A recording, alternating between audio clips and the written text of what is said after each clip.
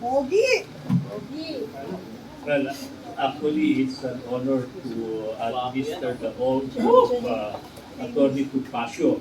Ito siya, nag-oath na ito noon pa before he assumed his work. Nagpo na kami dito, sabi in private, no? But of course, to officially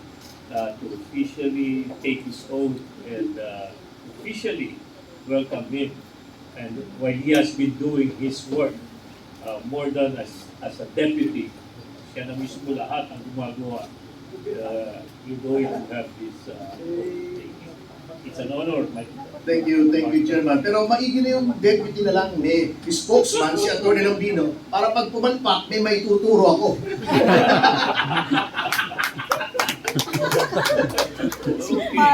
Sabihin ko, yun ang sabi ni Atty. Lambino, sabihin ko eh. So, kindly raise your right hand and repeat after me. I, Ferdinand Topacio, having been appointed as the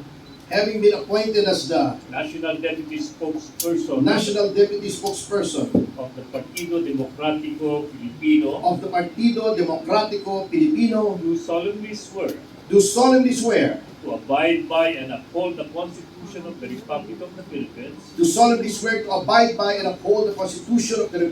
Philippines and of the party, to keep faith and put into practice to give faith and put into practice the five basic principles of PDP the 5 basic principles of PDP and the basic objective of federalism. and the basic objective of federalism, To perform my duties to the best of my abilities to perform my duties to the best of my and abilities capabilities and capabilities without fear or favor, without fear or favor, with the aim in view of furthering the objectives of the party with the aim in view of furthering the objectives of the party and advancing the interests of community and advancing the interests of the community to which it is dedicated, to which it is dedicated, and to conduct myself in a manner and to conduct myself in a manner befitting a good and true PDP, befitting a good and true PDP, so as to bring honor and prestige to the party, so as to bring honor and prestige to the party, and that I take this pledge without mental reservation or purpose of evasion. and that I take this pledge without mental reservation or purpose of evasion. So help me God.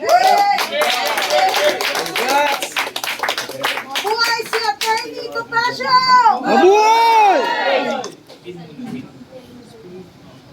Ito, hindi nagbuhubad ng pin, hindi nagbuhubad ng uniforme. Huwag panon, kita ninyo.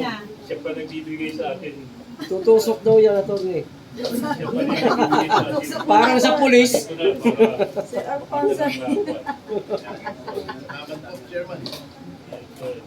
It's an honor Gwapo to na to, be leading oh. this, Siyempre. Gwapo rin si... Senator yan. congratulations. Yes! Parang sila gwapo. Picture taking tayo rito. Kayo muna, sir. Kayo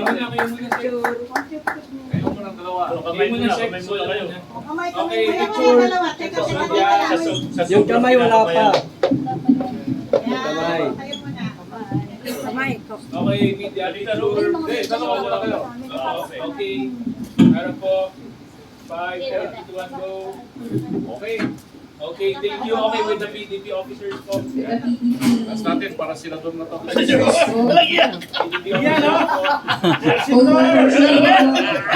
officers. Alis mo daw. Napapakalat ako sa lupa eh. Okay, picture. Para pag ganun kumanong ko, mga taon. Okay, picture. 5, 4, 3, 2, 1. Okay. Harap po sa kaliwa, banda dito para lahat nakatingin. Thank you. One more, ganyan, ganyan. Kanan. Okay, 5, 4, 3, 2, 1. Salamat po. Thank you, media. Salamat. Thank you. Tinatawagan ko po muli sa harapan si Atty. Ferdinand Topacio, ang ating PDP Laban spokesperson para sa kanyang mensahe para sa kanyang sinampaang pangako sa Ikaw pa atin. spokesperson eh.